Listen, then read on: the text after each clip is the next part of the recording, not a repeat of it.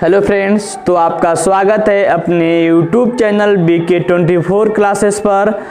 आज के लेक्चर में हम बात करेंगे क्लास 10th की केमिस्ट्री पहला लेसन जो हमारा है रासायनिक अभिक्रिया एवं रासायनिक समीकरण। इसके बारे में हम लोग क्या करेंगे, समझेंगे। पहली बात, यदि आप हमारे चैनल पे नए हो तो चैनल को आप लोग सबसे पहले सब्सक्राइब कर लीजिए और बेल आइकन को प्रेस कर लीजिए और अधिक से अधिक लोगों के बीच हमारी वीडियो को शेयर कीजिए। आइए हम समझते हैं कि रासायनिक अभिक्रिया क्या होती है। हम इस लेक्चर में या पूरे लेक्चर में जितना वीडियो आपको बनाएंगे एग्जाम के पॉइंट ऑफ व्यू से खास जो क्वेश्चन पूछा रहेगा उसी के हम लोग बारे में बात इसमें करेंगे। तो अभी तो हम बेसिक बात कर रहे हैं कि रासायनिक समीकरण क्या होते हैं, रासायनिक अभिक्रिया क्या होती है, कितने प्रकार की अभिक्रिया होती है, रासायनिक समीकरण को कैसे लिखते हैं, अभी हम इसके बारे में समझेंगे।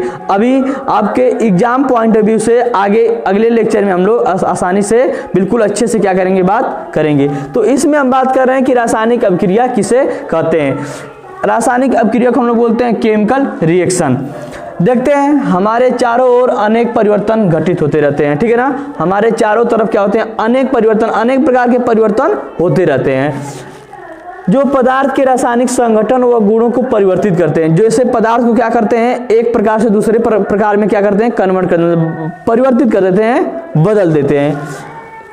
ऐसे परिवर्तन रासायनिक अभिक्रिया कहलाते हैं। जो ऐसे प्रकार के परिवर्तन होते रहते हैं इसे हम लोग क्या बोलते हैं, रासायनिक अभिक्रिया बोलते हैं। जैसे हमने क्या बोला, दूध का फटना। यदि आप दूध में कभी भी आप क्या करेंगे, अलग से नींबू डाल देंगे तो दूध क्या हो जाएगा, फट जाएगा। तो वह एक प्रकार का क्या कहलाएगा, रासायनिक अभिक्रिया कहलाएगी, ठीक है ना। जब हम कभी भी क्या करेंगे, दूध में नींबू को या कोई खट्टा चीज डाल देंगे तो क्या होगा, फट जाएगा। तो ऐसी अभिक्रिया को हम लोग क्या बोलेंगे, रासायनिक अभिक्रिया। फिर हम क्या करेंगे, जैसे किसी एक आप लोहे की छड़ लेंगे तो लोहे की छड़ को क्या करेंगे, आप नमी में रख देंगे, नमी वायु के संपर्क में क्या करेंगे, रख देंगे। तो आप 2 या 4 दिन बाद देखेंगे कि जहाँ पे उसका तल रहेगा, मतलब निचली परत, वहाँ पे क्या हो जाएगा, ज्यादा दिन तक रखेंगे तो पूरा उस पर क्या लग जाता है, संक्षारण, मतलब उस पर जंग लग जाती है। तो वह वायु के संपर्क में होता है या तो नमी के संपर्क में होता है, ठीक है ना। तो जब नमी के संपर्क में धातु पे कोई जंग जाती है तो उसे तो हम लोग संक्षारण बोलते हैं। तो बट वह एक प्रकार की क्या है, रासायनिक अभिक्रिया है, ठीक है ना। अब देखिए दहन एक प्रकार का, जैसे जब आग लगती है तो वो भी वायु के संपर्क में होता है, तो वो भी एक प्रकार की क्या है, रासायनिक अभिक्रिया है। और आगे बहुत सी अभिक्रिया हैं, तो इतना आप लोग आसानी से नोट कर लीजिए। इसको एक बार आप लोग स्क्रीनशॉट ले लीजिए तो हमको विश्वास होगा कि आप लोग इसको समझ गए होंगे। जैसे दूध का फटना, जंग का लगना, ये सब क्या कहलाते हैं, रासायनिक अभिक्रिया कहलाते हैं। रासायनिक अभिक्रिया को अभी तक तो हम लोग अपनी भाषा में समझे।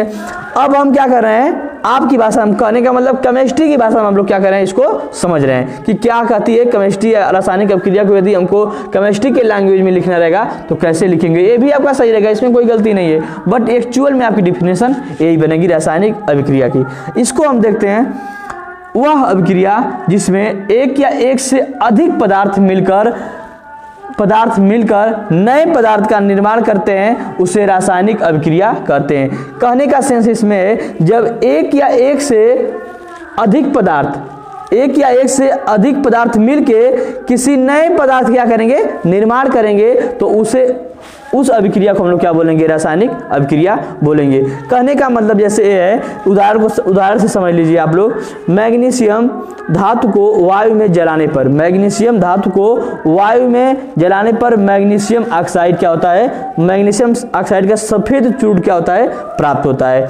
जैसे जब क्या करेंगे, आप कोई एक तत्व लेंगे और कोई दूसरा तत्व लेंगे, दोनों के जब अभिक्रिया करवाएंगे ना तो कोई एक तीसरा तत्व क्या होगा, प्राप्त होगा। कोई एक तीसरा तत्व क्या होगा, मतलब यौगिक जो है, एक तत्व लेंगे दूसरा तत्व लेंगे, कोई एक यौगिक आपका क्या होगा, प्राप्त होगा। तो कहने का सेंस बस वही है, जब एक पदार्थ आप लेंगे तो एक पदार्थ से, भाई एक पदार्थ से तो रिएक्शन कभी करवा नहीं सकते, एक या एक से अधिक पदार्थ आपको लेना पड़ेगा। तो जब 2 पदार्थ मिलके आपस में कोई रासायनिक अभिक्रिया करके किसी तीसरे पदार्थ का निर्माण करते हैं तो उसे बोलते हैं रासायनिक अभिक्रिया।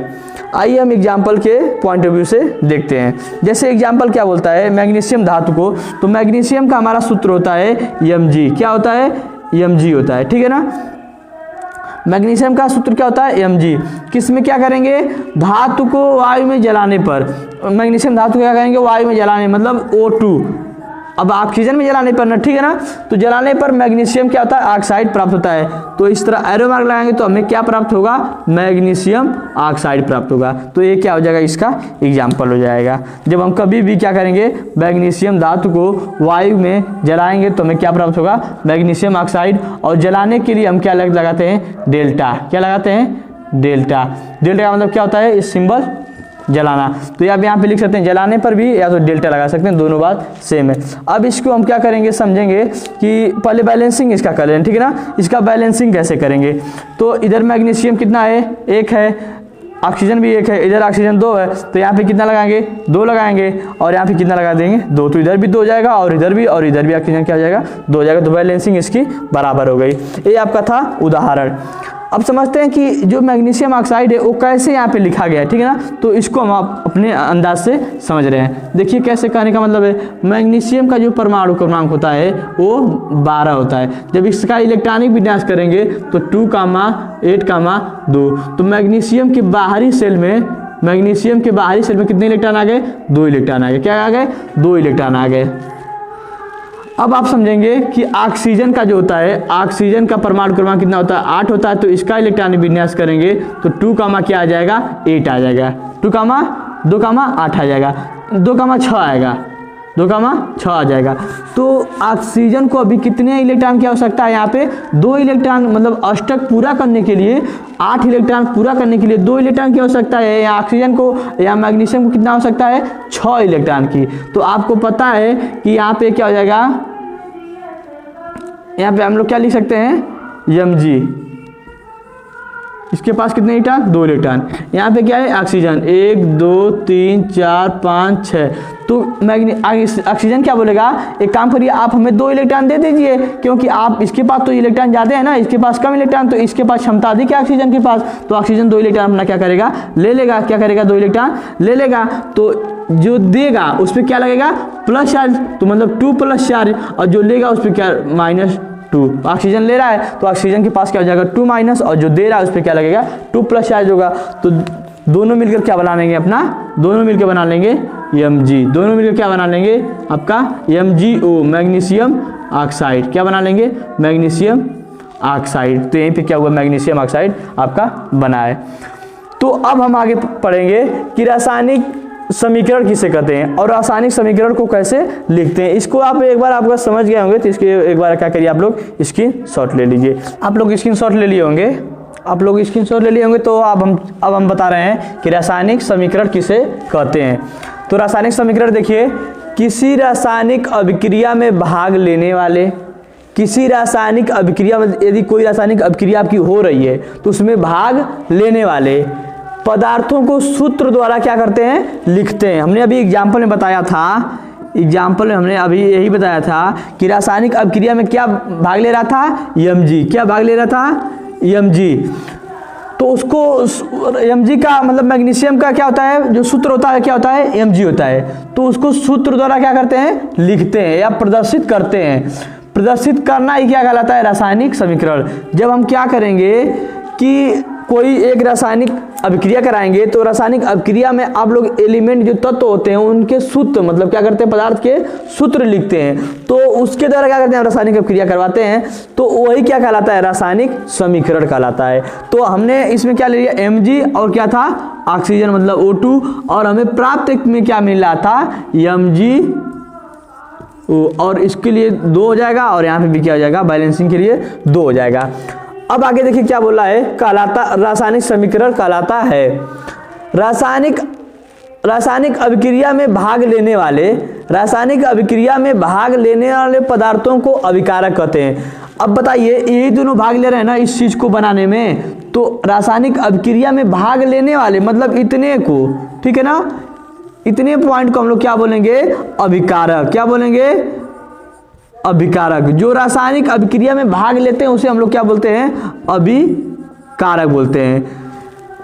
अभिकारक तथा बनने वाले पदार्थ को हम लोग क्या बोलते हैं, उत्पाद कहते हैं। जो हमें लास्ट में बनता है, जब 2 कोई चीज मिलता है तो लास्ट में तीसरा कोई चीज मिलता है तो उसे हम लोग क्या बोलते हैं, उत्पाद, प्रोडक्ट बोलते हैं। तो 2 चीज क्या कर रहा है, अभिक्रिया मतलब इस दोनों चीज को हम लोग क्या बोलते हैं, अभिकारक बोलेंगे, और जो हमें प्राप्त में मिलेगा उसे हम क्या बोलेंगे, उत्पाद बोलेंगे। क्या बोलेंगे, उत्पाद। तो आप लोग रासायनिक अभिक्रिया आसानी से समझ गए होंगे और रासायनिक समीकरण आसानी से समझ गए होंगे। उत्पाद। अब हम समझ रहे हैं कि रासायनिक अभिक्रिया कैसे होती है या रासायनिक समीकरण को कैसे लिखा जाता है। तो रासायनिक पहले हम लोग समझ लें रासायनिक समीकरण को कैसे लिखा जाता है। इसको अब एक बार क्या करिए, स्क्रीनशॉट ले लीजिए। तो अब देखिए, अब हम जानते हैं कि रासायनिक समीकरण को कैसे लिखते हैं या उसके लिखने के नियम। रासायनिक समीकरण को हम लोग क्या क्या उसको ध्यान में देखते हुए क्या क्या कैसे कैसे उसको लिखेंगे। तो रासायनिक समीकरण अभी आप लिखे थे, यहाँ पे हम लिख दे रहे हैं दोबारा, अभी हम मिटा दिए हैं रासायनिक समीकरण को। हमने क्या लिखा था कि Mg और प्लस का ऑक्सीजन O2 और हमें उत्पाद में क्या मिला था, मैग्नीशियम ऑक्साइड, ठीक है ना। तो अभी इसको हम लोग समझ रहे हैं इसमें क्या क्या हमको क्या क्या इसमें बातें ध्यान रखनी चाहिए, इसी के बारे में हम बता रहे हैं। रासायनिक समीकरण को लिखने के नियम। पहला नियम देखिए कि इसमें पॉइंट बाय हम करके लिखे हैं। आप लोग भी पॉइंट अभी कभी एग्जाम में आपको लिखना पड़े तो आप लोग पॉइंट बाय पॉइंट से करके लिखेंगे तो उस पर एग्जामिनर क्या होता है, खुश होता है, तो उस पर नंबर आपको आसानी से ज़्यादातर देता है, ठीक है ना। तो इसको समझिए कि दो अभिकारकों या उत्पादों के बीच, अभी हम बताते हैं कि इसमें अभिकारक क्या है, इसमें उत्पाद क्या है, ठीक है ना। बीच सदैव किसका चिन्ह लगता है, प्लस का, मतलब धनात्मक का चिन्ह लगता है। किन्हीं दो अभिकारकों के बीच, मतलब दो, एक पहला अभिकारक हो गया, दूसरा अभिकारक, दो चीज अभिकारक मतलब दो चीज अभिक्रिया करेंगे तभी तो तीसरा निर्माण करेंगे।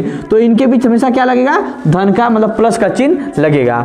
दूसरा पॉइंट समझिए, अभिकारक को बाईं ओर तथा उत्पाद को दाईं ओर लिखा जाता है। जैसे देखिए अभी इस तरह हम खड़े हो गए तो हमारा उत्पाद किधर है, दाईं तरफ है, यही आपका उत्पाद है ना, और अभिकारक किधर है, बाईं ओर है। तो हमेशा ये बातें आपको ध्यान रखनी पड़ेगी कि उत्पाद को किधर लिखते हैं, दाईं तरफ, और अभिकारक किधर लिखते हैं, बाईं तरफ लिखते हैं। अब देखिए अभिकारक व उत्पाद के बीच तीर का चिन्ह लगाया जाता है। जो हमारा ये अभिकारक है और ये उत्पाद है तो इनके बीच किसका हम लोग चिन्ह लगाते हैं, हमेशा किसका चिन्ह लगाते हैं, हमेशा तीर का चिन्ह लगाते हैं, ठीक है ना। किसका, तीर का चिन्ह लगाते हैं। किसका चिन्ह लगाते हैं, तीर का चिन्ह लगाते हैं। ये सब बातें आप लोगों को ध्यान रखना पड़ेगा। यदि आप भूल जाएंगे तो आपकी अभिक्रिया क्या हो जाएगी, गलत, और वहीं पे एग्जामिनर क्या करता है, नंबर काट देता है।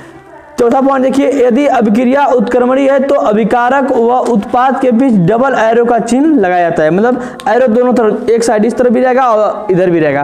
तो डबल एरो का मतलब होता है कि अभिक्रिया कैसी हो रही है, उत्क्रमणी हो रही है। उत्क्रमणी कहने का मतलब क्या हो गया, उत्क्रमणी को हम लोग बोलते हैं रिवर्सिबल प्रोसेस, ठीक है ना। क्या बोलते हैं, रिवर्सिबल। उत्क्रमणी का मतलब हो जाएगा कि अभिक्रिया दोनों तरफ हो रही है, इधर भी हो रही है और साथ साथ में इधर भी हो रही है। तो जब दोनों तरफ अभिक्रिया होती है तो उसे हम लोग क्या बोलते हैं, उत्क्रमणी अभिक्रिया बोलते हैं। तो इसमें यही लिखा गया है कि यदि अभिक्रिया उत्क्रमणी है तो अभिकारक व उत्पाद के बीच ऐसा चिन्ह लगाते हैं, ठीक है ना। अभी हम एग्जांपल को लेके समझते हैं। तो उत्क्रमणी का कहने का मतलब यह है कि जब दोनों तरफ हो। इसका एग्जांपल में आप ले लीजिए, जैसे बर्फ से क्या बनता है, पानी बनता है, और पानी से क्या बनता है, बर्फ बनता है। तो उस अभिक्रिया को हम लोग क्या बोलेंगे, उत्क्रमणी अभिक्रिया बोलेंगे। जब अभिक्रिया क्या हो, दोनों तरफ हो, और जब दोनों तरफ केवल एक ही तरफ होती है तो उस अभिक्रिया को बोलते हैं अनुत्क्रमणी अभिक्रिया। जैसे कागज से राख का बनना, हम राख से कभी कागज तो बना नहीं सकते, मतलब दोनों तरफ नहीं होगी। अब उत्क्रमणी का मतलब कि पानी से क्या बन जाएगा, बर्फ भी बन जाएगा, और बर्फ से क्या बना सकते हैं, पानी को भी बना सकते हैं। तो ऐसी अभिक्रिया को हम लोग क्या बोलते हैं, उत्क्रमणी अभिक्रिया बोलते हैं। जैसे में एक बार देख लीजिए आप लोग कि यहाँ पे हमारा क्या है, नाइट्रोजन है, ठीक है ना। यहाँ पे क्या है, नाइट्रोजन है। अब देखिए, अब प्लस में हमने क्या लिया, हाइड्रोजन लिया, मतलब H2 लिया, ठीक है ना। प्लस में हमने क्या लिया, H2 लिया। अब यह अभिक्रिया क्या होगी, दोनों तरफ होगी, ठीक है ना। यह अभिक्रिया क्या होगी, दोनों तरफ होगी, और हमें प्राप्त में क्या होगा, NH3, ठीक है ना। मतलब हमें प्राप्त में क्या मिलेगा, यहाँ पे NH3 प्राप्त में मिलेगा, ठीक है ना। क्या प्राप्त में होगा, NH3।